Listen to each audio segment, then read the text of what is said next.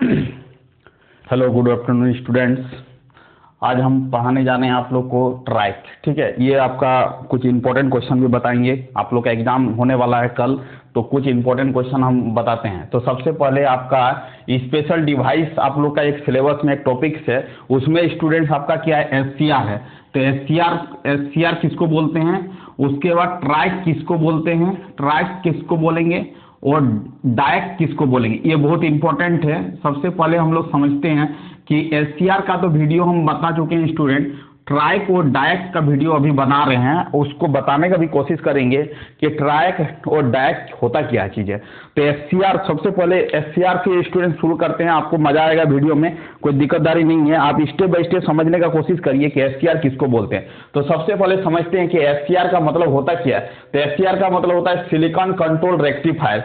तो एससीआर जो बना हुआ रहेगा वो किसका बना हुआ रहेगा, सिलिकॉन का बना हुआ रहेगा। ये रेक्टिफिकेशन को क्या करेगा, कंट्रोल करेगा। उसको क्या बोलेंगे स्टूडेंट, एससीआर बोलेंगे। आपसे एग्जाम में पूछेगा कि what is the full form of SCR, तो आपको क्या बोलना है, सिलिकॉन कंट्रोल रेक्टिफायर। उसके बाद पूछेगा कि एससीआर में कितने टर्मिनल्स होते हैं, तो आपको बोलना है एससीआर में 3 टर्मिनल्स होते हैं। एक होता है एनोड, एक होता है कैथोड, और एक क्या होता है, गेट। हम वीडियो बना चुके हैं बट अभी रिवीजन कर रहे हैं, इसीलिए हम कुछ लिखेंगे नहीं, कम लिखेंगे, ज्यादा बोलेंगे। इसका मतलब है एससीआर का 3 टर्मिनल्स होता है, एक होता है एनोड, एक होता है कैथोड, और एक क्या होता है, गेट। एससीआर का सिंबल पूछेगा स्टूडेंट कि एससीआर का सिंबल क्या है, तो आपको इस तरह करके एक सिंबल बना देना है कि एक डायोड बना देना है, और डायोड में आपका 2 टर्मिनल होता है, एक होता है एनोड और एक क्या होता है, कैथोड, और एक क्या होता है, गेट। तो इसको क्या बोलेंगे स्टूडेंट, एससीआर बोलेंगे। इस फिगर को क्या बोलेंगे, एससीआर बोलेंगे। इस फिगर को क्या बोलेंगे, एससीआर बोलेंगे।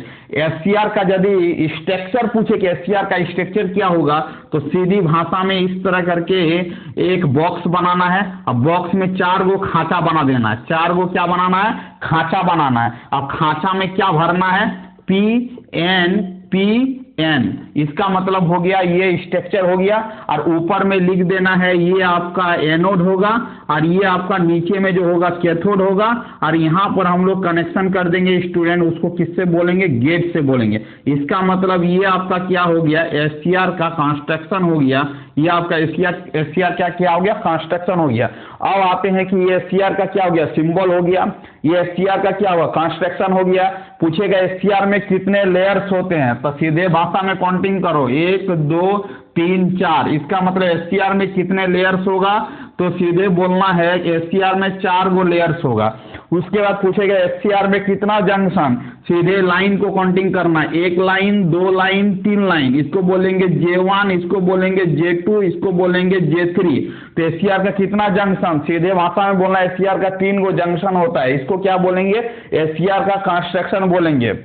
एससीआर कितने टाइप्स में ये एससीआर ऑपरेशन करेगा, तो आपका लिखना है फॉरवर्ड मोड ब्लॉकिंग में काम करेगा, फॉरवर्ड कंडक्शन मोड में काम करेगा। उसके बाद reverse blocking mode, forward blocking mode में काम करता है, एक फॉरवर्ड कंडक्शन मोड में काम करता है, रिवर्स ब्लॉकिंग मोड में काम करता है। शॉर्ट में लिखने, F का मतलब फॉरवर्ड, B का मतलब ब्लॉकिंग, M का मतलब मोड। F का मतलब फॉरवर्ड, C का मतलब कंडक्शन, M का मतलब मोड, R का मतलब रिवर्स, B का मतलब हो गया ब्लॉकिंग, M का मतलब मोड। मतलब एससीआर 3 गो मोड में क्या करता है, ऑपरेशन करता है। ये लिख देना है। उसके बाद बोलना है कि एससीआर जो डिवाइस है ये यूनिडायरेक्शनल डिवाइस है। क्या है, यूनिडायरेक्शनल डिवाइस है। क्या डायरेक्शनल डिवाइस है, यूनिडायरेक्शनल डिवाइस है। मतलब एससीआर में जो करंट पास करेगा वो एनोड से कैथोड की ओर ही पास करेगा, इसीलिए एससीआर को क्या बोलेंगे, यूनिडायरेक्शनल डिवाइस बोलेंगे स्टूडेंट। क्या बोलेंगे, यूनिडायरेक्शनल डिवाइस बोलेंगे। उसके बाद पूछेगा कि VI डायग्राम, मतलब या IV डायग्राम पूछेगा कि एससीआर का क्या होगा। सीधी भाषा में क्या करना है, इसको प्लॉटिंग करना है। तो क्या प्लॉटिंग करेंगे, इस तरह करके एक डायग्राम खींचेंगे, और डायग्राम खींच के इस तरह करके कि ये फॉरवर्ड ब्लॉकिंग मोड का डायग्राम है। उसके बाद यहाँ पर डॉट लाइन लिखेंगे, उसके बाद यहाँ से ऐसे खींच देंगे। उसके बाद फिर यहाँ पर क्या करेंगे, उसी तरह करेंगे, ऐसे ऐसे करेंगे। उसके बाद ये क्या करेंगे, ब्रेक डाउन कर देंगे। इसका मतलब है स्टूडेंट्स, ये आपका क्या हो गया, ये आपका ये यहाँ से लेके ये आपका हो गया फॉरवर्ड ब्लॉकिंग मोड, ये फॉरवर्ड कंडक्शन मोड, और ये क्या हो गया रिवर्स ब्लॉकिंग मोड। ये डायग्राम जो होगा वो एससीआर का क्या होगा IV डायग्राम होगा। इसको क्या बोलते हैं VBO बोलते हैं, इसको क्या बोलेंगे -VBO बोलेंगे। और ये आपका क्या होगा I होगा स्टूडेंट, ये क्या होगा -I होगा, ये V होगा, ये इधर क्या लिखेंगे -B लिखेंगे। ये क्या हो गया एससीआर का डायग्राम हो गया। सीधी भाषा में एससीआर का ये सिंबल हो गया, ये एससीआर का क्या हो गया कंस्ट्रक्शन डायग्राम हो गया। एससीआर में कितने लेयर होते हैं, एससीआर में कितने जंक्शन होते हैं, तो आपको सीधे बोलना है कि एससीआर में जो जंक्शन होगा कितना होगा 3 गो जंक्शन होगा और 4 गो लेयर होगा। अब फॉरवर्ड ब्लॉकिंग मोड में J1 जो होगा वो क्या होगा फॉरवर्ड बायस होगा, J2 जो होगा वो क्या होगा रिवर्स बायस होगा, और J3 जो होगा वो क्या होगा फॉरवर्ड बायस होगा। इसको याद रख लेना है। और फॉरवर्ड कंडक्शन मोड में J1 जंक्शन क्या होगा फॉरवर्ड बायस होगा, J2 जंक्शन क्या होगा फॉरवर्ड बायस होगा, J3 जंक्शन क्या होगा ये भी क्या होगा फॉरवर्ड बायस होगा। इसको याद कर लेना है। और रिवर्स ब्लॉकिंग मोड में J1 जो होगा वो क्या होगा रिवर्स बायस होगा, उसके बाद J2 जो होगा वो क्या होगा फॉरवर्ड बायस होगा, और J3 जो होगा वो क्या होगा रिवर्स बायस होगा। कैसे याद रखोगे देखो, ये J1 क्या है फॉरवर्ड बायस है, नीचे में क्या है रिवर्स बायस है, J2 रिवर्स में है, ये क्या फॉरवर्ड है, ये फॉरवर्ड है रिवर्स है। इसका मतलब पहला याद तो लास्ट याद। और फॉरवर्ड कंडक्शन मोड में सभी क्या होता है फॉरवर्ड बायस होता है। इतना 3 कंडीशन में एससीआर क्या करता है काम करता है। तो ये वाला एससीआर का हो गया, जो यहाँ से लेके यहाँ तक जो ऑपरेशन बताएं वो एससीआर का बताएं, वो रिवीजन करवा रहे हैं। एससीआर का फुल वीडियो मेरे प्लेलिस्ट में अवेलेबल है, वहां से आराम से देख सकते हो। अब रही मुद्दा कि एससीआर सर तो हो गया, ये ब्लैक वाला पोर्शन जितना है सब एससीआर का है। अब देखो समझो बात को। अब ब्लू पेन से हम लोग क्या करते हैं ट्रैक को समझते हैं। ट्रैक ये क्या है ट्रैक है, ट्रैक को फुल फॉर्म क्या बोलेंगे ट्रायोड। इसको काटो इसे करके triode switch AC, triode switch AC को क्या बोलेंगे ट्रैक बोलेंगे, ट्रैक TRIAC ट्रैक। इसका मतलब है कि ट्रैक जो होगा वो उसको क्या बोलेंगे ट्रायोड एसी बोलेंगे, ठीक है। ट्रायोड एसी स्विच को क्या बोलेंगे ट्रैक बोलेंगे। अब सीधी भाषा में समझना है कि एससीआर जो होता है वो क्या होता है यूनि डायरेक्शनल होता है, बट ट्रैक जो होता है वो क्या होता है बाई डायरेक्शनल होता है। क्या होता है बाई डायरेक्शनल होता है। क्या होता है स्टूडेंट बाई डायरेक्शनल होता है। अब देखो सीधी भाषा में समझो कि इसका कंस्ट्रक्शन ऑफ द ट्रैक का कंस्ट्रक्शन डायग्राम क्या होगा, ट्रैक का स्ट्रक्चर क्या होगा। तो सीधी भाषा में समझो कि इसका स्ट्रक्चर क्या होगा। तो ऐसे कैसे बनाएंगे, तो यहाँ पर ये क्या P2 है, ये आपका N1 है, ये आपका क्या है P1 है, यहाँ पर N2 लिखेंगे, यहाँ पर N3 लिखेंगे, यहाँ पर N4 लिखेंगे। कैसे याद रखेंगे 4 गो कोना है, 4 गो कोना में 3 कोना में हम लोग क्या लिखेंगे N लिखेंगे। तो ये कोना को यदि 1 पकड़ते हैं तो 1 में नहीं लिखेंगे, 2 में लिखेंगे, 2 कोना में लिखेंगे, 3 कोना में N3 लिखेंगे, 4 कोना में N4 लिखेंगे। ये कोने में सभी कोने में से एक कोने को छोड़ के ये वाला कोना में छोड़ के सभी को N2 N3 N4 से फिलअप कर देंगे। पहला कोना को छोड़े हैं इसलिए यहाँ पर N1 नहीं लिखे हैं, यहाँ से लिखना शुरू किए हैं N2 N3 N4। ये कोई रूल नहीं है बट याद रखने का तरीका बता रहे हैं। ये आपका P2 है, ये आपका N1 है, ये आपका क्या है P1 है, इस तरह करके लिख लेंगे। अब देखो ये आपका क्या है, ये आपका ये आपका टर्मिनल से MT1 और ये क्या है MT2 टर्मिनल है। ये आपका क्या है गेट है, ये आपका क्या है स्टूडेंट गेट है, ये आपका क्या है गेट है। चलो अब देखते हैं अब यहाँ पर कितने जंक्शन बनेगा। तो एक लाइन, ये लाइन क्या होगा जंक्शन होगा, J2 और J1 और J2 ये क्या होगा जंक्शन होगा। अब सीधी भाषा में समझो कि ट्रैक जो होता है 2 एससीआर का कॉम्बिनेशन से बना हुआ है, उसको क्या बोलेंगे ट्रैक बोलेंगे। अब देखो समझो कैसे समझने का कोशिश करो। अब देखो स्टूडेंट ये वाला फिगर, ये वाला यदि मिटा देते हैं, थोड़ी देर के लिए समझाने का कोशिश करते हैं। ये वाला पोर्शन को यदि मिटा देते हैं, ये वाला पोर्शन को मिटा देते हैं तो ये क्या बन रहा है एक एससीआर बन रहा। देखो तो इसी को पलट के लिखेंगे तो ये क्या बनेगा एक एससीआर बनेगा। बट यहाँ पर एक डायोड यदि इस तरह कनेक्टेड कर देंगे तो ये भी क्या होगा एक एससीआर होगा। इसका मतलब ट्रैक जो बनता है 2 एससीआर के कॉम्बिनेशन से बनता है। अब देखो यहाँ पर हम लोग डायरेक्ट एनोड और कैथोड नहीं लिखेंगे क्योंकि इसका पोजीशन इंटरचेंज होगा, इसीलिए हम लोग लिख रहे हैं मेन टर्मिनल 1 और मेन टर्मिनल 2। यदि ये देखो यदि ये पॉजिटिव टर्मिनल होगा और ये यदि निगेटिव टर्मिनल होगा स्टूडेंट, तब क्या होगा, ये आपका एनोड होगा, ये कैथोड होगा। इसका मतलब ये आपका FCR2 क्या करेगा, कंडक्ट करेगा। ये FCR2 क्या करेगा, कंडक्ट करेगा। FCR2 क्या करेगा, कंडक्ट करेगा। यदि MT2 पॉजिटिव, MT1 निगेटिव, ये कंडक्ट करेगा, क्योंकि ये आपका उस समय एनोड होगा, ये आपका क्या होगा, कैथोड होगा। सीधी भाषा में समझो। और यदि इसका साइन को चेंज करेंगे, यदि ये आपका पॉजिटिव हो गया, ये आपका निगेटिव हो गया, इसका मतलब ये वाला SCR क्या करेगा, काम करेगा। ये एनोड हो जाएगा, वो कैथोड हो जाएगा। इसका मतलब FCR1 क्या करेगा, ऑपरेट करेगा। इसका मतलब है ये दोनों केस में ऑपरेट करेगा, पॉजिटिव और निगेटिव। पॉजिटिव में यदि इस टर्मिनल को पॉजिटिव मानेंगे, इस टर्मिनल को निगेटिव मानेंगे, तो ये ऑपरेट करेगा। यदि इसको पॉजिटिव मानेंगे और इसको निगेटिव मानेंगे, तो ये SCR क्या करेगा, ऑपरेट करेगा। इसका मतलब है कि ये इस डायरेक्शन में भी ऑपरेट कर रहा है, इस डायरेक्शन में भी ऑपरेशन कर रहा है। इसका मतलब देखो, ये एरो ऊपर की तरफ भी ऑपरेशन हो रहा है। एरो ऊपर की तरफ ऑपरेशन जब होगा तो SCR1 ऑन होगा। जब नीचे की तरफ ऑपरेशन करेगा तो SCR2 ऑपरेट करेगा। इसका मतलब ये दोनों डायरेक्शन में क्या कर रहा है, ऑपरेशन कर रहा है। इसका मतलब ट्रैक जो होगा वो क्या होगा, बाय डायरेक्शनल होगा। क्या होगा, बाय डायरेक्शनल होगा। क्या होगा, बाय डायरेक्शनल होगा।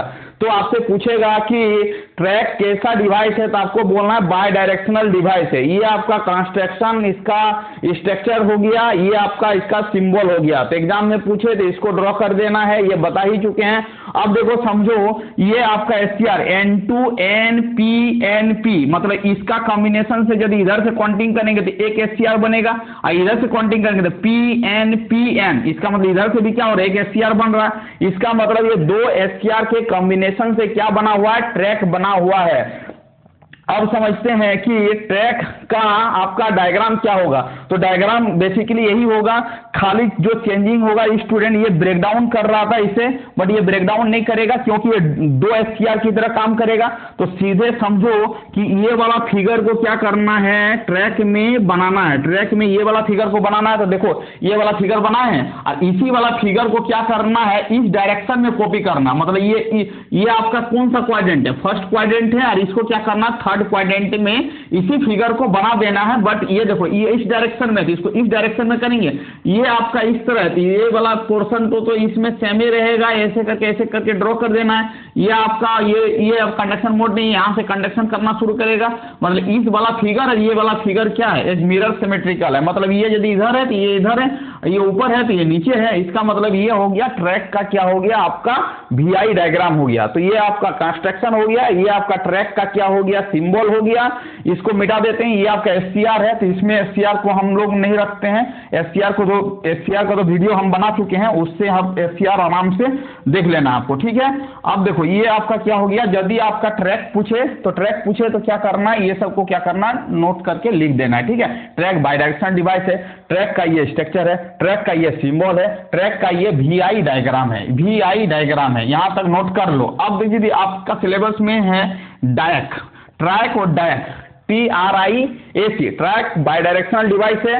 डायक भी क्या है, ये भी क्या है, बाय डायरेक्शनल डिवाइस है। बाय डायरेक्शनल डिवाइस है, बाय डायरेक्शनल डिवाइस है, बाय डायरेक्शनल डिवाइस दोनों है। ट्रैक और डायक जो है बाय डायरेक्शनल डिवाइस है। अब बोलोगे कि सर ट्रैक और डायक में क्या डिफरेंस है, तो देखो ये फिगर को देखो, ये वाला फिगर है और ये वाला भी फिगर है, बट यहाँ पर गेट टर्मिनल है, बट यहाँ पर गेट टर्मिनल नहीं है। इसका मतलब यहाँ से डिफरेंस कर सकते हैं। ट्रैक में क्या होता है, गेट होता है, डायक में आपका क्या होता है, गेट नहीं होता है। बाद बाकी ये भी MT, इसमें भी दो टर्मिनल होगा, MT1 MT2, और ये आपका क्या होगा, ये आपका होगा ट्रैक का कंस्ट्रक्शन होगा, स्ट्रक्चर होगा। स्ट्रक्चर ये बना देना है। इसका फुल फॉर्म लिखेगा तो डायोड AC स्विच बोलेंगे।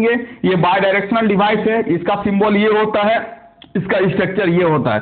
तो ये डायक हो गया, ये आपका क्या हो गया, ट्रैक हो गया। SCR हम बता चुके हैं। फोटो डायोड आज ही अपलोड किए हैं। फोटो डायोड क्या करता है, वो फोटो कंडक्टिंग इफेक्ट में क्या करता है, काम करता है। ये हाईली सेंसिटिव डिवाइस है। ये किस बायस में काम करेगा, रिवर्स बायस में काम करेगा। इसका डिप्लेशन लेयर क्या होता है, बहुत लार्ज होता है। ये क्या है, फोटो डायोड है। फोटो डायोड में हम लोग क्या करते हैं, फोटो सेंसिटिव मटेरियल का यूज करते हैं। जो मटेरियल होता है CDS का होता है, SC का होता है, ZNS का होता है, उसके बाद क्या होगा, पीबीएफ का होगा। इसका मतलब ये फोटो डायोड का फोटो कंडक्टिंग मटेरियल है। फोटो डायोड रिवर्स बायस में काम करेगा, रिवर्स बायस में काम करेगा, उसका कनेक्शन भी बता चुके हैं। तो फोटो डायोड वहां से क्या करना है, कंप्लीट कर लेना है। इसका मतलब एससीआर इंपॉर्टेंट है, ट्राइक इंपॉर्टेंट है और डायक भी इंपॉर्टेंट है। फोटो डायोड हम बता चुके हैं अपने वीडियो में, उसमें क्या करना है उसको देख लेना है। फोटो डायोड आ गया। उसके बाद आपका एलईडी है। एलईडी को क्या बोलते हैं, लाइट इमिटिंग डायोड बोलते हैं। क्या बोलते हैं स्टूडेंट, एलईडी को क्या बोलेंगे, लाइट इमिटिंग डायोड बोलेंगे। तो एलईडी का फुल फॉर्म पूछेगा तो लाइट इमिटिंग डायोड बोलेंगे। उसके बाद एलईडी किस बायस में काम करता है, तो बोलना है फॉरवर्ड बायस में काम करता है। एलईडी क्या करता है, तो इलेक्ट्रिकल एनर्जी को लाइट एनर्जी में कन्वर्ट करता है। एलईडी का सिंबल क्या होता है, ये आपका क्या होगा, फोटो डायोड का सिंबल होगा। फोटो डायोड में क्या होता है, लाइट क्या करता है, इन करता है। ये आपका एनोड है, ये आपका क्या कैथोड है। एलईडी पूछे तो लाइट इमिटिंग डायोड होता है, फॉरवर्ड बायस में काम करता है। इसका सिंबल जो होगा, ये इससे लाइट क्या जाएगा, बाहर की ओर जाएगा, उसको क्या बोलेंगे, एलईडी बोलेंगे। ठीक है, तो एलईडी का भी वीडियो बना चुके हैं, वहां से देख लेना है। फोटो डायोड का तो वीडियो बना चुके हैं, वो भी देख लेना, वो भी इंपॉर्टेंट है। उसके बाद आपसे पूछेगा क्या, उसके बाद आपसे पूछेगा जेनेट डायोड। तो basically Janet diode reverse bias में काम करता है। इसका डोपिंग जो होता है बहुत ज्यादा होता है। ये आपका बेसिकली वोल्टेज रेगुलेटर की तरह काम करता है। जेनेट डायोड का सिंबल पूछेगा तो आपको क्या करना है, इस तरह करके लिखना है, इस तरह करके लिखना है। जेनेट डायोड का सिंबल पूछे तो ये आपका क्या है, ये आपका क्या है, जेनेट डायोड का सिंबल है। ठीक है, ये जेनेट डायोड का क्या हो गया, सिंबल हो गया। ये एलईडी का सिंबल हो गया, ये फोटो डायोड का सिंबल हो गया। जेनेट डायोड जो बेसिकली रिवर्स बायस में काम करता है।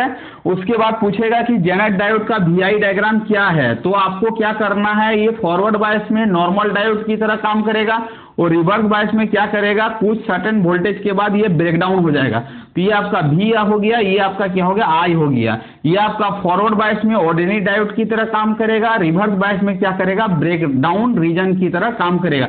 ब्रेकडाउन करवाने के लिए हम लोग एक स्पेशल डायोड का यूज करते हैं, वही आपका क्या है, जेनेट डायोड है। तो जेनेट डायोड भी बता चुके हैं, एलईडी बता चुके हैं, फोटो डायोड बता दिए, डायक बता दिए, ट्रैक बता दिए, एससीआर बता दिए। स्पेशल डिवाइस में यहीं से प्रॉब्लम आने की संभावना है, इससे ज्यादा करने का कोई जरूरत नहीं है। ठीक है, आगे की ओर चलते हैं। अब हम समझते हैं कि ये आपका क्या हो गया, स्पेशल टाइप्स ऑफ डिवाइस है। अब समझते हैं सेमीकंडक्टर, जो आपका इलेक्ट्रॉनिक्स का सबसे मॉड्यूल 1 में जो सबसे पहले है। तो सेमीकंडक्टर के बारे में थोड़ा सा रिवीजन मारते हैं, ज्यादा लिखाएंगे नहीं, बोलेंगे, उसी को क्या करना है, आपको सुनना है। पहले समझते हैं कि कंडक्टर, सेमीकंडक्टर और इंसुलेटर में क्या डिफरेंस है। तो सेमीकंडक्टर उस तरह के मटेरियल को बोलेंगे जिसका कंडक्टिविटी कंडक्टर और इंसुलेटर के बीच में लाइज करेगा, उसको क्या बोलेंगे, सेमीकंडक्टर बोलेंगे। सेमीकंडक्टर का एग्जांपल पूछेगा तो आपको बोल देना है जर्मेनियम और सिलिकॉन होता है।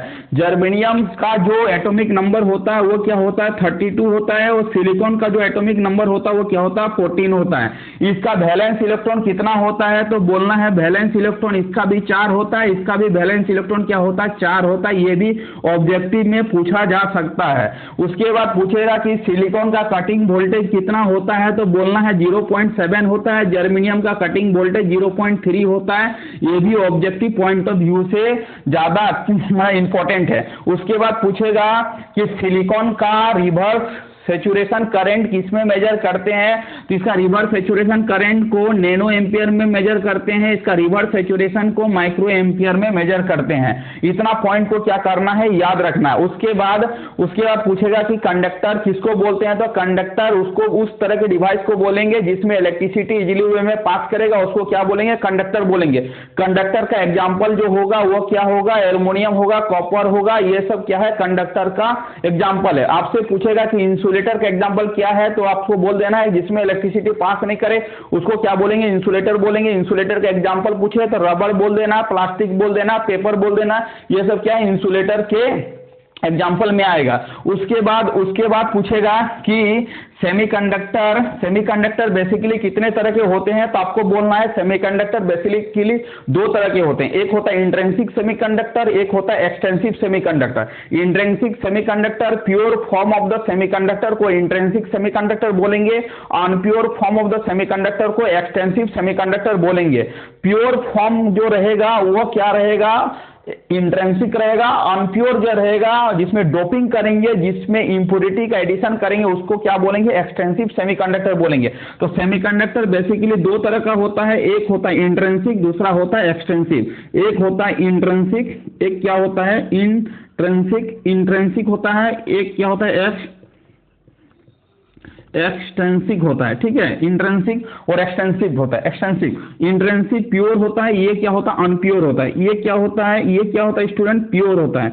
ये क्या होता है, प्योर होता है। ये क्या होता है, अनप्योर होता है, ये अनप्योर होता है। ठीक है, ये बेसिकली कितने तरह का होता है, तो ये बेसिकली दो तरह का होता है, एन टाइप होता है, पी टाइप होता है। ठीक है, एक्सटेंसिव दो तरह का होता है, ये अनप्योर होगा, ये क्या होगा, प्योर होगा। ये एक्सटेंसिव दो तरह का होता है, एन टाइप और पी टाइप होता है। आपसे पूछेगा कि एन टाइप में मेजॉरिटी कैरियर क्या होता है, तो आपको बोलना है इलेक्ट्रॉन। माइनॉरिटी कैरियर क्या होता है, तो बोलना होल। पी टाइप में यदि पूछेगा कि मेजॉरिटी कैरियर क्या होता है, तो बोलना होल। माइनॉरिटी कैरियर क्या होता है, तो बोलना है इलेक्ट्रॉन। अब आप यहां से ऑब्जेक्टिव क्वेश्चन पूछा जा सकता है कि एन टाइप सेमीकंडक्टर में डोपिंग किसके साथ करते हैं, तो एन टाइप सेमीकंडक्टर में जो डोपिंग करते हैं वो पेंटावेलेंट होता है, और पी टाइप में जो डोपिंग करते हैं उसका जो एटम रहता है वो क्या रहता है, ट्राइवेलेंट रहता है। तो ट्राइवेलेंट जिसका बाहरी कक्षा में 3 इलेक्ट्रॉन हो उसको क्या बोलेंगे, ट्राइवेलेंट बोलेंगे। जिसके बाहरी कक्षा में 5 इलेक्ट्रॉन हो उसको क्या बोलेंगे, पेंटावेलेंट एटम बोलेंगे। इसको कैसे याद रखेंगे, ट्राइवेलेंट। ट्राइवेलेंट को कैसे याद रखेंगे, तो हम टेक्निक बता चुके हैं कि ट्राइवेलेंट को कैसे याद रखेंगे। जिसके बाहरी कक्षा में क्या हो, 3 इलेक्ट्रॉन हो, उसको क्या बोलेंगे, उसको क्या बोलेंगे, उसको ट्राइवेलेंट बोलेंगे। उसको क्या बोलेंगे, ट्राइवेलेंट बोलेंगे। और पेंटावेलेंट किसको बोलेंगे, तो पेंटावेलेंट उसको बोलेंगे जिसका बाहरी कक्षा में कितना हो, जिसका बाहरी कक्षा में कितना हो, 5 इलेक्ट्रॉन हो। 5 इलेक्ट्रॉन हो उसको क्या बोलेंगे, पेंटावेलेंट बोलेंगे। तो पेंटावेलेंट में पा याद रखेंगे, इसमें क्या है, बैग, BAIG, बैग, बैग और पा याद रखेंगे तो ट्राइवेलेंट और पेंटावेलेंट याद हो जाएगा स्टूडेंट। अब देखने का कोशिश करते हैं कि बी का मतलब क्या हो गया, बी का मतलब बोरोन हो गया, ए का मतलब एल्युमिनियम हो गया, उसके बाद आई का मतलब क्या होगा स्टूडेंट, आई का मतलब इंडियम होगा, जी का मतलब क्या होगा, गैलेनियम होगा। ये क्या है, ट्राइवेलेंट है। ये क्या है, ट्राइवेलेंट है। ये क्या है स्टूडेंट, ट्राइवेलेंट है। उसके बाद आपसे पूछेगा कि पेंटावेलेंट क्या है, तो फास्फोरस, एंटीमनी और आर्सेनिक जो होता है वो पेंटावेलेंट होता है। ऑब्जेक्टिव पॉइंट ऑफ व्यू से बहुत ही इंपॉर्टेंट क्वेश्चन है। आपसे पूछेगा कि कौन सा एलिमेंट ट्राइवेलेंट है और कौन सा एलिमेंट पेंटावेलेंट है। तो बैग और पा को याद रखेगा। बैग का बी का मतलब बोरोन, ए का मतलब एल्युमिनियम, आई का मतलब इंडियम, जी का मतलब गैलेनियम, पा का मतलब, पी का मतलब फास्फोरस, ए का मतलब एंटीमनी, ए का मतलब आर्सेनिक। ये सब पेंटावेलेंट है, ये क्या है, ट्राइवेलेंट है। अब देखो एन टाइप का जो डोपिंग करते हैं वो पेंटावेलेंट के साथ करेंगे, और पी टाइप का जो डोपिंग जो करेंगे वो ट्राइवेलेंट के साथ करेंगे। यहां तक कंप्लीट हो गया सेमीकंडक्टर। उसके बाद एनर्जी बैंड डायग्राम पूछेगा, तो एनर्जी बैंड डायग्राम ड्रॉ करने से पहले 2 बैंड को जानना जरूरी है। एक होता है कंडक्शन बैंड, एक क्या होता है, वैलेंस बैंड। आपसे पूछेगा कि एनर्जी बैंड डायग्राम में वैलेंस बैंड और कंडक्शन बैंड क्या क्या रहता है, तो ओवरलैप क्या हुआ रहता है। उसके बाद सेमीकंडक्टर में क्या रहता है, वैलेंस बैंड और कंडक्शन बैंड वो क्या रहता है, सेपरेट रहता है। और इंसुलेटर में बहुत ज्यादा दूरी पर सेपरेशन रहता है, वैलेंस बैंड और कंडक्शन के बीच में बहुत दूरी रहता है। उसका दूरी जो रहता है इंसुलेटर में 5 इलेक्ट्रॉन वोल्ट से क्या होता है, ज्यादा होता है। सेमीकंडक्टर में 1 इलेक्ट्रॉन वोल्ट का गैपिंग रहता है, और इंसुलेटर में दोनों ओवरलैप क्या हो रहता है, इसीलिए आपका 0 इलेक्ट्रॉन वोल्ट होगा। तो कंडक्टर में 0 इलेक्ट्रॉन वोल्ट, दोनों के बीच में गैपिंग 0 के बराबर रहेगा, दोनों बैंड ओवरलैप क्या हो रहेगा।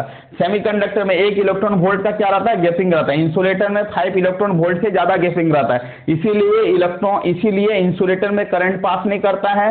सेमीकंडक्टर में करंट को पास करवाने के लिए टेम्परेचर अप्लाई करके सेमीकंडक्टर में करंट पास करवाते हैं, कंडक्टर में इजीली वे में करंट पास कर जाता है। तो ये हो गया एनर्जी बैंड डायग्राम। यहां से आपका इतना ही क्वेश्चन पूछेगा सेमीकंडक्टर का पहला मॉड्यूल से। अब आते हैं ट्रांजिस्टर।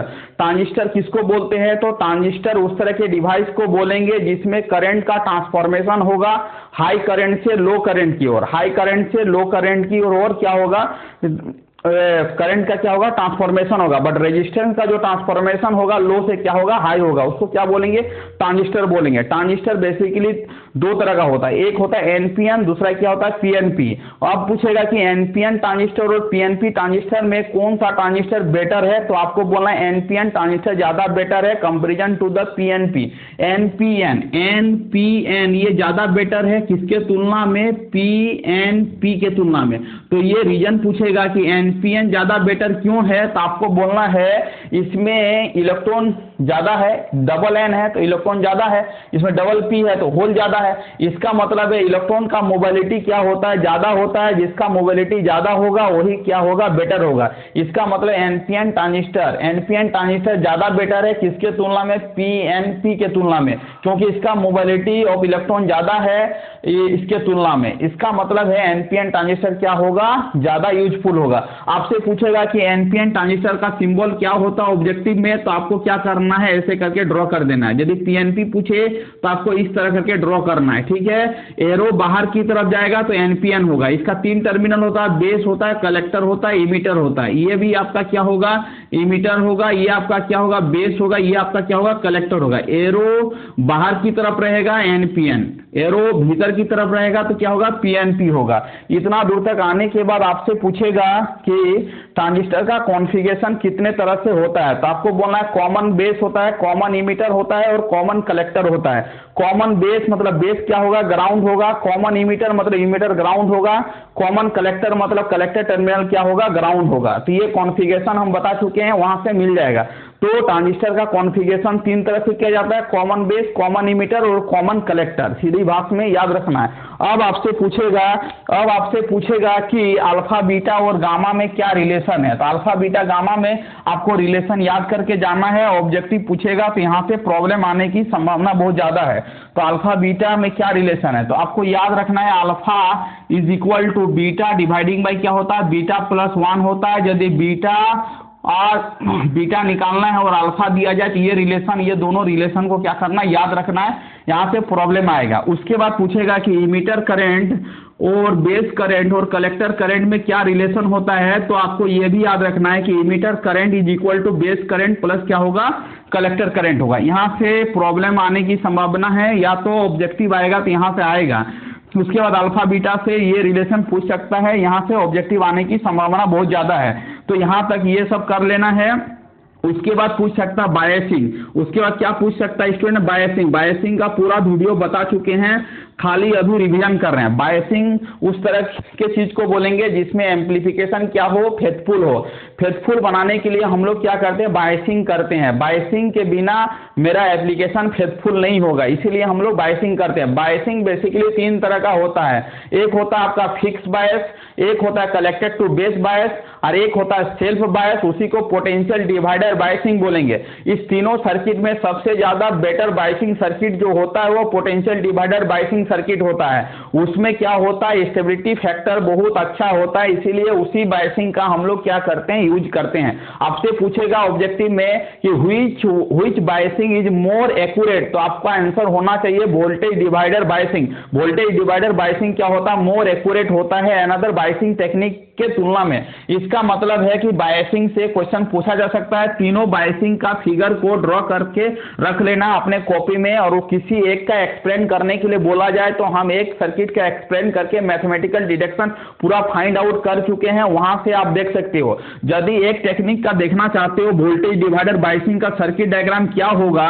वोल्टेज डिवाइडर बायसिंग का सर्किट डायग्राम क्या होगा, तो आप यहां से देख सकते हो। ऐसे हम बना चुके हैं voltage divider biasing. Voltage divider biasing का क्या फिगर होगा, तो वोल्टेज डिवाइडर बायसिंग का फिगर जो होगा वो कुछ इस तरह का होगा।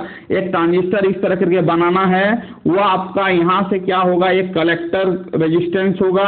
यहाँ पर हम लोग सप्लाई देंगे VCC, और यहाँ पर क्या करेंगे स्टूडेंट्स, एक रेजिस्टेंस लगाएंगे, उसको क्या बोलेंगे RE। इसको क्या करेंगे, ग्राउंड। उसके बाद यहाँ से टर्मिनल को कनेक्टेड करेंगे, इसको ऐसे कनेक्टेड करेंगे।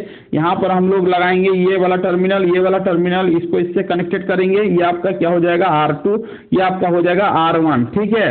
उसके बाद क्या करेंगे, यही आपका क्या हो जाएगा, वोल्टेज डिवाइडर बायसिंग का क्या हो जाएगा, आपका फिगर हो जाएगा स्टूडेंट। ये आपका करंट हो जाएगा, कलेक्टर करंट IC लिखेंगे, इसको लिखेंगे I लिखेंगे। यहाँ का करंट को हम लोग IB कंसीडर करेंगे, यहाँ का टर्मिनल का वोल्टेज को VT कंसीडर करेंगे। ये वाला प्लस होगा, ये माइनस होगा वोल्टेज बेस टू इमीटर होगा, ये वाला प्लस लिखेंगे माइनस लिखेंगे, वोल्टेज कलेक्टर टू क्या लिखेंगे इमीटर लिखेंगे। ये सर्किट हो गया वोल्टेज डिवाइडर बायसिंग का सर्किट हो गया। तो आपसे पूछेगा कि draw the voltage divider biasing circuit, तो यही वाला फिगर को क्या करना है वहां पर ड्रॉ कर देना है। इसी का स्टेबिलिटी फैक्टर बहुत अच्छा होगा, ये सर्किट मोर एक्यूरेट होगा बायसिंग पर्पस की तुलना में। बायसिंग क्यों करते हैं, क्योंकि हम लोग क्यू पॉइंट को फिक्स करते हैं डीसी लोड लाइन के मिडिल में, इसीलिए हम लोग क्या करते हैं प्रॉपर बायसिंग करते हैं। यदि बायसिंग नहीं करेंगे तो मेरा एम्प्लीफिकेशन बढ़िया नहीं होगा। तो बायसिंग भी बता चुके हैं स्टूडेंट। अब पूछेगा कि ट्रांजिस्टर कितने रीजन में काम करता है, ये भी पूछा जा सकता है ऑब्जेक्टिव में। तो ट्रांजिस्टर बेसिकली 4 रीजन में काम करता है। एक होता है एक्टिव रीजन, एक क्या होता है स्टूडेंट एक्टिव रीजन होता है, एक क्या होता है एक्टिव रीजन होता है, एक क्या होता है एक्टिव रीजन होता है, एक क्या होता है एक्टिव रीजन होता है, एक आपका क्या होता है सैचुरेशन रीजन होता है, एक क्या होता है सैचुरेशन रीजन होता है, सैचुरेशन रीजन होता है, सैचुरेशन रीजन होगा। एक क्या होगा कट ऑफ रीजन होगा, एक क्या होगा कट ऑफ रीजन होगा स्टूडेंट। उसके बाद एक क्या होगा इनवर्स एक्टिव रीजन होगा, इनवर्स एक्टिव रीजन होगा। क्या होगा inverse inverse inverse active reason होगा, इनवर्स एक्टिव रीजन होगा। आपसे पूछेगा कि कौन सा कंडीशन में कैसा होगा, तो active region, saturation region, cut off region, inverse active region. Transistor 4 region में काम करता है। ट्रांजिस्टर कितने रीजन में काम करता है 4 रीजन में काम करता है। आपसे ऑब्जेक्टिव पूछेगा कि एक्टिव रीजन का काम क्या है, तो आपको बोलना है एम्पलीफायर। एम्पलीफायर बनाने के लिए हम लोग एक्टिव रीजन का काम करेंगे। कट ऑफ रीजन का काम क्या होगा ऑन स्विच, क्या होगा ऑन स्विच होगा, ठीक है। कट ऑफ रीजन का क्या काम होगा ऑफ स्विच, स्विच को ऑफ करने के लिए हम लोग कट ऑफ रीजन का काम करेंगे। इनवर्स एक्टिव रीजन का क्या काम होगा एटून्यूएशन, एटून्यूएशन मतलब सर्किट को एटूनेट करने के लिए हम लोग क्या करेंगे इनवर्स एक्टिव रीजन का यूज करेंगे। अब देखो ये वाला आप अपने कॉपी में नोट कर सकते हो कि ट्रांजिस्टर 4 रीजन में काम करता है, ये सब आपका रीजन है। पहला जो होगा एम्पलीफायर के रूप में काम करेंगे, दूसरा जो होगा ऑन स्विच, तीसरा जो होगा ऑफ स्विच, एटूनेशन करने के लिए इसका काम करेंगे। अब देखो एक्टिव रीजन में क्या होगा, तो एक्टिव रीजन में ये भी कंडीशन को याद रखना है कि आपका इमीटर और बेस, इमीटर बेस जो होगा वो क्या होगा फॉरवर्ड बायस होगा, और आपका बेस और कलेक्टर बीसी मतलब बेस कलेक्टर क्या होगा रिवर्स बायस में होगा। इस शॉर्ट में लिख रहे हैं स्टूडेंट। अब देखो ये यदि इमीटर बेस यदि ये फॉरवर्ड बायस होगा और बेस और कलेक्टर ये भी दोनों फॉरवर्ड बायस होगा तो सैचुरेशन रीजन होगा। इमीटर बेस यदि आपका रिवर्स बायस होगा और बेस कलेक्टर या कलेक्टर बेस दोनों यदि रिवर्स बायस होगा तो कट ऑफ रीजन में काम करेगा। आज यदि इमीटर बेस आपका हो गया रिवर्स बायस और आपका बेस कलेक्टर यदि फॉरवर्ड बायस हो गया तो आपका क्या होगा इनवर्स एक्टिव रीजन में काम करेगा। ई मतलब इमीटर, बी मतलब base. Emitter base forward bias, base collector reverse bias active region, emitter base forward bias, base collector forward bias saturation region, emitter base reverse bias, base और collector reverse bias cut off region. E से emitter, B से base, R से reverse, B से bias, emitter base reverse bias और base collector forward bias inverse active region में काम करेगा। Objective पूछेगा कि यदि दोनों फॉरवर्ड बायस में हो तो कैसा काम होगा सैचुरेशन की तरह काम होगा। दोनों रीजन रिवर्स बायस की तरह हो कैसा काम होगा कट ऑफ रीजन की तरह काम होगा। इमीटर बेस फॉरवर्ड बायस और बेस कलेक्टर रिवर्स बायस कैसा काम एक्टिव रीजन की तरह काम करेगा। Emitter base reverse bias, base collector forward बायस कैसा काम होगा इनवर्स एक्टिव रीजन में काम करेगा। इतना पूछा जा सकता है ऑब्जेक्टिव और सब्जेक्टिव भी यहाँ से और प्रॉब्लम आ सकता है। तो ये सबको क्या करना है रट्टा मार लेना है। अब आते हैं कि आपसे पूछेगा कि VI diagram of the diode, VI diagram of the diode, VI diagram of the diode, characteristics diagram of the diode. Diode किसको बोलते हैं, डायोड बेसिकली उस तरह के डिवाइस को बोलेंगे। डाई मतलब दो, ओड मतलब टर्मिनल, जिस डिवाइस का 2 टर्मिनल हो उसको क्या बोलेंगे डायोड। एक होता है एनोड, दूसरा क्या होता है कैथोड। एक होता है एनोड, दूसरा क्या होता है कैथोड। तो स्टूडेंट इसको क्या बोलेंगे, ये आपका क्या हो गया डायोड हो गया, ये आपका डायोड का एनोड हो गया, ये आपका क्या हो गया कैथोड हो गया। ठीक है, यदि हम लोग डायोड का एनोड को पॉजिटिव से कैथोड को नेगेटिव से कनेक्टेड करेंगे तो ये किस तरह का बायसिंग होगा, ये कैसा बायसिंग होगा, तो बोलना है फॉरवर्ड बायस होगा। कैसा बायस होगा, ये निगेटिव है ये पॉजिटिव है। ए को यदि पॉजिटिव से के को नेगेटिव से कनेक्टेड करेंगे तो ये क्या होगा फॉरवर्ड बायस होगा। फॉरवर्ड बायस होगा तो स्विच क्या होगा, डायोड का स्विच क्या होगा, ऑन होगा। ऑन होगा मतलब डायोड के अक्रॉस में क्या करेगा, करंट पास करेगा, करंट पास करेगा।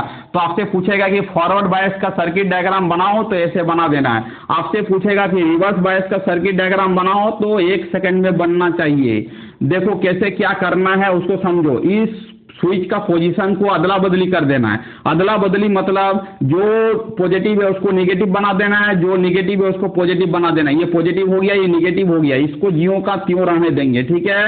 ये आपका आरएल हो गया, ठीक है। अब देखो एनोड का कनेक्शन किससे हो गया, नेगेटिव से। कैथोड का कनेक्शन कैसा हो गया, पॉजिटिव से। अब डायोड क्या हो जाएगा, ऑफ हो जाएगा। इसको क्या बोलेंगे स्टूडेंट, रिवर्स बायस बोलेंगे। इसको क्या बोलेंगे, रिवर्स बायस बोलेंगे। आपके एग्जाम में पूछेगा कि draw the circuit diagram of forward bias and reverse bias. तो ऊपर वाला फॉरवर्ड बायस होगा, नीचे वाला क्या होगा, रिवर्स बायस होगा। जब आपका फॉरवर्ड बायस होगा तो स्विच क्या होगा, ऑन होगा। जब रिवर्स बायस होगा तो स्विच क्या हो जाएगा, ऑफ हो जाएगा। इसका यदि आपसे पूछेगा कि आईवी डायग्राम पूछेगा कि फॉरवर्ड बायस और रिवर्स बायस में कैसा होगा, तो सीधी भाषा में इसको रट लेना है। ये आपका क्या होगा, फॉरवर्ड बायस में ये डायग्राम होगा और रिवर्स बायस में क्या होगा, ये वाला डायग्राम होगा, ठीक है। ये वाला डायग्राम होगा। इसका मतलब इसको क्या बोलेंगे, बीटा, मतलब कटिंग वोल्टेज। सिलिकॉन का कुछ कटिंग वोल्टेज होता है। सिलिकॉन का बना रहेगा तो 0.7 वोल्ट होगा, यदि जर्मेनियम का बना रहेगा तो 0.3 वोल्ट होगा। ये आपका सिलिकॉन का है, ये आपका क्या है, जर्मेनियम का है। आपका ये फॉरवर्ड करंट है, फॉरवर्ड बायस का डायग्राम है। ये आपका क्या है, रिवर्स बायस का क्या है, डायग्राम है। रिवर्स बायस में इसका जो करंट जो होगा स्टूडेंट, वो क्या होगा, वो आपका नैनो एम्पियर में होगा। यदि नैनो एम्पियर में किस में होगा, जब सिलिकॉन का रहेगा तो नैनो एम्पियर में होगा, और वो जर्मेनियम का बना हुआ रहेगा तो माइक्रो एम्पियर में होगा, ठीक है। और इसका करंट जो होगा वो क्या होगा, मिली एम्पियर में होगा। ये ऑब्जेक्टिव पूछेगा कि फॉरवर्ड बायस में करंट किस रेंज का होता है, बोलना है मिली एम्पियर रेंज का होता है। रिवर्स बायस में नैनो और माइक्रो रेंज का होता है। नैनो किस में होगा, जब डायोड सिलिकॉन का बना हुआ रहेगा तो नैनो रेंज में होगा, यदि जर्मेनियम का बना हुआ रहेगा तो क्या होगा, माइक्रो रेंज का होगा। ये आपका फॉरवर्ड बायस का कनेक्शन हो गया, ये रिवर्स बायस का कनेक्शन हो गया। ये आपका आईवी डायग्राम हो गया डायोड का, आईवी डायग्राम हो गया डायोड का। अब रट्टा मारो, टाइम नहीं है, फटाफट इसको क्या करो, उतारो। ये फॉरवर्ड बायस है, ये रिवर्स बायस है, ये आपका क्या होगा, ये आपका स्टूडेंट क्या होगा, आईवी डायग्राम होगा किसका, डायोड का। ये वाला भी कंडीशन कंप्लीट हो गया, डायोड खत्म। अब यहां पर ज्यादा टाइम ना खत्म करते हुए अब आते हैं रेक्टिफायर। अब क्या आते हैं, रेक्टिफायर। क्या आते हैं, रेक्टिफायर। जो जो लिखा रहे हैं फटाफट अपने कॉपी में नोट्स बनाओ और फटाफट इसको याद करते जाओ। रेक्टिफायर, रेक्टिफायर में क्या पूछेगा, तो पहले इसका डिफिनेशन पूछते हैं कि रेक्टिफायर क्या है। तो रेक्टिफायर बेसिकली उस तरह के डिवाइस को बोलेंगे जो एसी को पल्सेटिंग डीसी में कन्वर्ट करे, उसको क्या बोलेंगे स्टूडेंट, रेक्टिफायर बोलेंगे। रेक्टिफायर बेसिकली कितने तरह का होता है, तो बोलना है 2 तरह का होता है। एक होता है हाफ वेव रेक्टिफायर, शॉर्ट में लिख रहे हैं। फुल वेव रेक्टिफायर, इसको भी शॉर्ट में लिख रहे हैं। फुल वेव रेक्टिफायर 2 तरह का होता है, centre tap full wave rectifier होता है, और एक होता है ब्रिज रेक्टिफायर होता है। सब शॉर्ट में लिख रहे हैं, आप मेरे साथ समझने का कोशिश करिए। Half wave rectifier, full wave rectifier, centre tap full wave rectifier, bridge rectifier. आप समझो, हाफ वेव रेक्टिफायर में एक डायोड का यूज करेंगे। कितने डायोड का यूज करेंगे, ऑब्जेक्टिव प्लस सब्जेक्टिव दोनों को कवर कर रहे हैं इस वीडियो में। हाफ वेव रेक्टिफायर में एक डायोड का यूज करेंगे। फुल वेव रेक्टिफायर में centre tap full wave rectifier होगा तो 2 डायोड का यूज करेंगे। ब्रिज रेक्टिफायर होगा तो 4 डायोड का यूज करेंगे। ऑब्जेक्टिव पूछेगा तो यहां से टिक आउट कर देना है। Centre tap full wave rectifier में 2 डायोड, ब्रिज रेक्टिफायर में 4 डायोड, हाफ वेव रेक्टिफायर में 1 डायोड। अब देखो आपसे पूछेगा कि हाफ वेव रेक्टिफायर का आउटपुट वेवफॉर्म क्या होगा। इनपुट तो सबका सेम होगा, कॉमन रहेगा, उसमें कोई माथापेची नहीं है। पॉजिटिव निगेटिव होगा, फिर क्या होगा, पॉजिटिव निगेटिव। इनपुट सब में फिक्स है, इनपुट को लिखने का जरूरत नहीं है, हम आउटपुट को ड्रॉ करेंगे। यह ध्यान दो, यदि हाफ वेव रेक्टिफायर रहेगा तो पॉजिटिव मिलेगा, निगेटिव नहीं मिलेगा, पॉजिटिव मिलेगा, निगेटिव नहीं मिलेगा, पॉजिटिव मिलेगा। पॉजिटिव वेवफॉर्म को क्या करेगा, रेक्टिफाई करेगा। निगेटिव वेवफॉर्म को क्या करेगा, रेक्टिफाई नहीं करेगा स्टूडेंट। निगेटिव को क्या करेगा, रेक्टिफाई नहीं करेगा। इसका मतलब है कि इस तरह के वेवफॉर्म को क्या बोलेंगे, हाफ वेव रेक्टिफायर बोलेंगे। अब देखो, चाहे centre tap full wave rectifier है, चाहे ब्रिज रेक्टिफायर है, आउटपुट दोनों में क्या रहेगा, इसी तरह रहेगा जो हम प्लॉटिंग कर रहे हैं।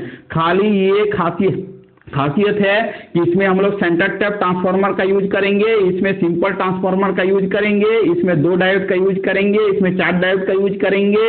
ये इसका डायग्राम कॉस्टली होगा, इसका डायग्राम क्या होगा, इसके तुलना में कम कॉस्ट बैठेगा। इसीलिए हम लोग फुल वेव रेक्टिफायर डिजाइन करने के लिए ब्रिज रेक्टिफायर सर्किट बनाते हैं, क्योंकि हम इंजीनियर हैं, हम कॉस्ट को बचाने का कोशिश करेंगे। इसीलिए हम लोग क्या करते हैं, पैसा को बचाते हैं।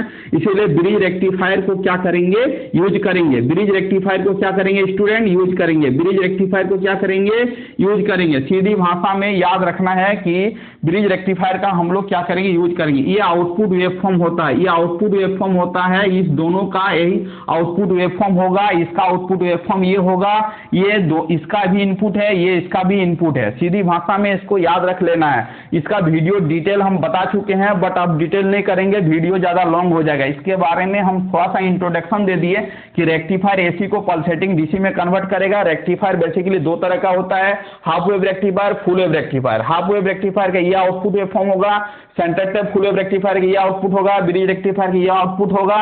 इसका सर्किट डायग्राम हम लॉन्ग वीडियो बना चुके हैं, वहां से देख लेना है। यहाँ पर वीडियो को हम लॉन्ग नहीं करेंगे। अब देखो, अब सीधे अब रेक्टिफायर में हम लोग फिल्टर सर्किट का यूज क्यों करते हैं, तो ये आपका कैसा आउटपुट है, पल्सेटिंग। पल्सेटिंग में एसी और डीसी दोनों है। ये पल्स टाइप का डीसी है, पल्स टाइप का डीसी में एसी और डीसी दोनों रहेगा। इस पल्स टाइप का डीसी में हम लोग क्या करेंगे, एसी को रिमूव करने के लिए फिल्टर का यूज करेंगे। फिल्टर का यूज करके हम लोग क्या करेंगे, एसी को रिमूव करेंगे। इसीलिए हम लोग फिल्टर सर्किट का यूज करते हैं। फिल्टर सर्किट का यूज करके इसमें जो आपका एसी के साथ एसी, डीसी और एसी दोनों है, इसमें हम लोग डीसी को रहने देंगे, एसी को क्या करेंगे, ब्लॉक करेंगे। इसीलिए हम लोग क्या करते हैं स्टूडेंट, फिल्टर सर्किट का यूज करते हैं। अब आपसे पूछ सकता है कि हाफ वेव रेक्टिफायर में आपका VDC का वैल्यू क्या होता है, एवरेज वैल्यू क्या होता है, इसको रट्टा मारो, VM/, क्या होता है, पाई होता है। आपसे पूछेगा कि VRMS वैल्यू क्या होता है, रट्टा मारो, VM/, क्या होगा, 2 होगा, ठीक है। उसके बाद पूछेगा कि इसका एफिशिएंसी कितना होता है, रट्टा मारो, 40.6% होता है।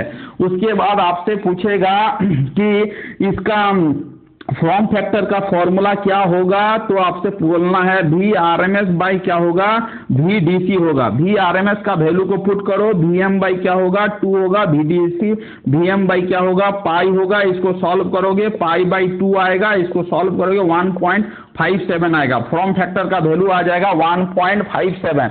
आपसे पूछेगा इसका रिपल फैक्टर कितना होता है, तो आपको याद रखना है, अब कुछ प्रूव नहीं करेंगे, सीधे याद रखो। रिपल फैक्टर का जो वैल्यू होता है 1.21 होता है, 1.21 होता है, इसको याद रखो। इसमें VDC फुल वेव रेक्टिफायर में 2 VM/, क्या होगा, पाई होगा, याद रखो। VRMS का जो वैल्यू होगा वो क्या होगा, VM/√2 होगा, याद करना है। इसका ऑब्जेक्टिव पूछेगा कि फुल वेव रेक्टिफायर का एफिशिएंसी कितना होता है, इसका डबल होता है, 81.2% होता है, याद रखो। उसके बाद इससे पूछेगा कि इसका फॉर्म फैक्टर क्या होता है, तो याद रखना है, फॉर्म फैक्टर का मतलब VM/, क्या होगा, RMS/VDC होता है, 2 VM/, क्या होगा, पाई होगा, ठीक है। अब देखो इसको सॉल्व करेंगे तो क्या हो जाएगा, VM/, क्या होगा, √2, ये हो जाएगा पाई, और ये क्या हो जाएगा, 2 VM हो जाएगा। इसको कैंसिल करेंगे तो पाई इंटू √2 हो जाएगा। इसको सॉल्व कर लेना, कैलकुलेटर में फॉर्म फैक्टर आ जाएगा। इसका रिपल फैक्टर जो होता है स्टूडेंट, इसको याद रखेंगे कि फुल वेव रेक्टिफायर का जो रिपल फैक्टर होता है वो 0.48 होता है। क्या होता है, 0.48 होता है। ये चीज को इतना याद रखोगे, ऑब्जेक्टिव एक भी छूटेगा नहीं, सब्जेक्टिव भी छूटेगा नहीं, ऑब्जेक्टिव भी नहीं छूटेगा। यदि ऑब्जेक्टिव आएगा तो यहाँ से ही आएगा, और कुछ नहीं आने वाला है। इसका मतलब रेक्टिफायर को हम लोग क्या किए, पूरा कंप्लीट कर दिए। रेक्टिफायर का लॉन्ग वीडियो देखना है तो मेरे प्लेलिस्ट में अवेलेबल है, वहां से जाके पूरा देख लेना है, ठीक है। यहाँ तक कंप्लीट हो गया। अब इस पॉइंट को हटाते हैं। अब आते हैं कि ऑपरेशनल एम्पलीफायर में। ऑपरेशनल एम्पलीफायर, अब इसको बता रहा हूं, ऑपरेशनल एम्पलीफायर का तो वीडियो बना चुके हैं, बट यहाँ पर बताते हैं। ऑपरेशनल एम्पलीफायर बेसिकली उस तरह के डिवाइस को बोलेंगे जो किसी भी सिग्नल का मैथमेटिकल ऑपरेशन करेगा, उसको क्या बोलेंगे, ऑपरेशनल एम्पलीफायर। और सिग्नल को क्या करेगा, एम्पलीफाई करेगा, उसको क्या बोलेंगे, ऑपरेशनल एम्पलीफायर बोलेंगे। ऑपरेशनल एम्पलीफायर में जो आईसी का यूज करेंगे, IC 741 होगा। उसके बाद आपसे पूछेगा स्टूडेंट इसमें कितने पिन होते हैं, तो आपको बोलना है 8 पिन होता है। 8 पिन का नाम पूछेगा तो धड़ाधड़ बता देना है। एक का कनेक्शन क्या होगा, तो इनपुट ऑफसेट नल होगा। 2 जो होगा वो क्या होगा, इन्वर्टिंग होगा। 3 जो होगा वो क्या होगा, नॉन इन्वर्टिंग होगा। 4 जो होगा वो क्या होगा, निगेटिव वीसीसी होगा। उसके बाद 5 जो होगा वो क्या होगा, आउटपुट ऑफसेट नल होगा। 6 जो होगा आउटपुट होगा। 7 जो होगा पॉजिटिव वीसीसी होगा। 8 का नो कनेक्शन होगा। उसके बाद पूछेगा कि ऑप एम्प का आइडियल कैरेक्टरिस्टिक क्या होता है, तो बोलना है इनपुट इंपीडेंस क्या होता है, बहुत ज्यादा होता है, इन्फिनिटी होता है। आउटपुट इंपीडेंस 0 होता है। Common mode rejection ratio infinity होता है। स्लू रेट क्या होता है, इन्फिनिटी होता है। बैंडविड्थ क्या होता है, इन्फिनिटी होता है। इसका मतलब है कि ऑपरेशनल एम्पलीफायर का यदि आइडियल कैरेक्टरिस्टिक पूछे तो ये सबको लिख देना है। उसके बाद पूछेगा कि ऑपरेशनल एम्पलीफायर का एप्लीकेशन क्या है। स्केल चेंजर, आप लोग बार बार कमेंट कर रहे थे सर स्केल चेंज क्या है, तो स्केल चेंज कुछ भी नहीं है। इन्वर्टिंग और नॉन इन्वर्टिंग एम्पलीफायर को चुपचाप लिखना है। इन्वर्टिंग और नॉन इन्वर्टिंग को लिख देना है, हम बता चुके हैं, उसको पूरा डिटेल लिख देना है। इन्वर्टिंग नॉन इन्वर्टिंग हो गया, एडर हो गया। एडर को ही क्या बोलते हैं, समर बोलते हैं। बहुत सारा स्टूडेंट बोलता है कि समर एम्पलीफायर किसको बोलते हैं सर, समर का मतलब ही एडर, समर का मतलब ही क्या, एडर। एडर जान गया तो उसी को आंसर लिखना है समर में, ठीक है। उसके बाद सबट्रैक्टर बता चुके हैं, इंडिकेटर बता चुके हैं, डिफरेंशिएटर बता चुके हैं, कंपैरेटर बता चुके हैं, वीडियो में अवेलेबल है, स्मिथ ट्रिगर बता चुके हैं। उसके बाद यहाँ पर और कुछ बचा नहीं, ऐसा कुछ पूछने लायक, ये खत्म हो चुका है। उसके बाद पूछेगा ऑसिलेटर। ऑसिलेटर क्या करता है, ऑसिलेटर बेसिकली उस तरह के डिवाइस को बोलेंगे जिसमें हम लोग डीसी सिग्नल इनपुट देंगे, आउटपुट में मेरे को क्या मिलेगा, एसी मिलेगा, उसको क्या बोलेंगे, ऑसिलेटर बोलेंगे। ऑसिलेटर का 2 कंडीशन होता है, 2 कंडीशन को याद रखना है। एक कंडीशन होता है कि लूप गेन क्या होना चाहिए, 1 होना चाहिए, उसी को क्या बोलते हैं, बारकर्सन क्राइटेरिया बोलते हैं। तो लूप गेन 1 होना चाहिए, इसका मतलब ए बीटा का वैल्यू क्या होना चाहिए, 1 होना चाहिए। एंगल का वैल्यू जो होना चाहिए 0 या 360 डिग्री होना चाहिए, तभी जाके ऑसिलेशन करेगा, अदरवाइज वो ऑसिलेशन नहीं करेगा। ऑसिलेशन में किस तरह का, ऑसिलेटर में किस तरह का फीडबैक का यूज करते हैं, तो आपको बोलना ऑसिलेटर में जो बेसिकली फीडबैक का यूज करते हैं वो क्या होता है, पॉजिटिव फीडबैक होता है। क्या होता है स्टूडेंट, पॉजिटिव फीडबैक होता है। ऑसिलेटर क्या करता है, फ्रीक्वेंसी को मेजर करता है। विंस ब्रिज ऑसिलेटर क्या करता है, फ्रीक्वेंसी को मेजर करता है। आपसे ऑब्जेक्टिव पूछेगा कि विंस ब्रिज ऑसिलेटर क्या मेजर करता है, तो आपको बोलना फ्रीक्वेंसी को मेजर करता है। फ्रीक्वेंसी का फॉर्मूला क्या होगा, तो frequency is equal to 1/2 pi RC होगा, हर्ट्ज होगा। ओमेगा पूछेगा तो 1/RC होगा। इसको एकदम याद कर लेना, कोई उपाय नहीं है। उसके बाद आपसे यहीं तक पूछेगा। उसके बाद हम आते हैं, ये आपका क्या हो गया, ऑसिलेटर का पोर्शन हो गया। ऑपरेशनल एम्पलीफायर बता दिए, स्पेशल टाइप्स ऑफ डिवाइस बता दिए, डिजिटल इलेक्ट्रॉनिक्स का वीडियो आज अपलोड कर दिए हैं, उसको देख लेना है, ठीक है। तो इतना कंप्लीट हो गया। स्पेशल ऑफ टाइप्स में क्या हो गया, SCR हो गया। उसके बाद क्या हो गया, डायक हो गया, ट्रायक हो गया, फोटो डायोड हो गया, LED हो गया, जेनेट डायोड हो गया। ये सबको क्या करना, पढ़ लेना, रीडिंग मार लेना, बढ़िया से आगे की ओर चल जाना है, ठीक है। अब आते हैं हम थोड़ा सा इलेक्ट्रिकल पोर्शन में। इलेक्ट्रिकल पोर्शन में आपसे पूछा जा सकता है कि ट्रांसफार्मर का कंस्ट्रक्शन और वर्किंग प्रिंसिपल क्या है। तो ट्रांसफार्मर का कंस्ट्रक्शन और वर्किंग प्रिंसिपल मेरे वीडियो में अवेलेबल है। ट्रांसफार्मर का रेटिंग एंड स्पेसिफिकेशन पूछेगा, तो रेटिंग और स्पेसिफिकेशन हम मेरे वीडियो में अवेलेबल है, वहां से आप नोट कर सकते हो। उसके बाद आपसे पूछ सकता है कि डीसी मोटर कितने तरह के होते हैं, तो आपको बोलना डीसी मोटर बेसिकली 3 तरह का होता है। एक होता है आपका सीरीज डीसी मोटर, एक होता है शंट डीसी मोटर, एक क्या होता है, कंपाउंड डीसी मोटर। सबका सर्किट डायग्राम और मैथमेटिकल एक्सप्रेशन अवेलेबल है, देख लेना है। उसके बाद earthing, why earthing is necessary. कोई भी इक्विपमेंट को सेफ्टी बनाए रखने के लिए हम लोग क्या करते हैं, अर्थिंग करते हैं। यदि हम लोग अर्थिंग नहीं करेंगे तो मेरा डिवाइस क्या हो सकता है, डैमेज हो सकता है। डैमेज से बचाने के लिए हम लोग क्या करते हैं, अर्थिंग करते हैं। ये भी वीडियो कंप्लीट है, ये भी देख लेना है।